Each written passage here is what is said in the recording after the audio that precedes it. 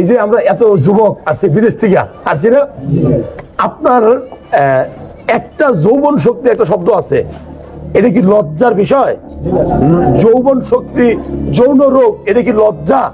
এটা যদি আপনি লজ্জা পান তাহলে ঘরের ভিতরে আপনি লজ্জা পাবেন, এমন লজ্জা পাবেন যে আপনার বউ আপনাকে ছেড়ে চলে যাবে, তখন সমাজ আপনাকে লজ্জা দিবে, এই দেশ আপনাকে লজ্জা দিবে, আপনাকে নিজেকে মনে হবে যে আমার জীবনটা কি হলো, আমি এত বছর দুবাই দেখলাম, এত একটা সুন্দর দোকান করলাম, এত সুন্দর একটা গাড়ি করলাম, কিন্তু আজকে আমার বউ আমাকে লজ্জা দেয়।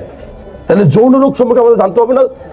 আপনার যদি কখনো কোনো কারণে দেখেন যে প্রিমেচিউর ইজাকুলেশন, একটা শব্দ আছে না, দ্রুত বীর্যপাত কেন হয়, একটা মানুষের কেন হয়, এখানে কি আমার দোষ আছে কিনা? আমরা কি খুঁজি? কখনো খুঁজি না। অবশ্যই দোষ আছে। একটা মানুষের যৌন রোগের পিছনে সে নিজেই দায়ী। প্রথমে বন্ধু বান্ধবের পালায় পড়া, সিনেমা দেখে, অথবা খারাপ ভিডিও দেখার লিঙ্ক খুঁজে, অথবা টিকটকে খারাপ ভিডিও দেখি, অথবা রিলসে খারাপ ভিডিও দেখি। এখনকার যাবো না, আগের কথা বলে যাই। অথবা প্রথমে এই যে আমরা হস্তমৈথুন একটা জিনিস শিখি, মাস্টারবেশন, এই যে আপনি করতেছেন দিনের পর দিন, হয় আপনি বিয়ে করে নতুন বউ রেখে চলে গেছেন বিদেশে, বউর সাথে কথা বলছেন, অথবা অন্য কোনো ফ্রেন্ডের সাথে, তাতে কি হচ্ছে? আপনি শুধু নিজের লজ্জা হচ্ছেন। আপনার যদি বউ চলে যায়, আপনার যদি সন্তান না হয়, আপনার মা বাবা আপনার জন্য টেনশন করবে না? অবশ্যই।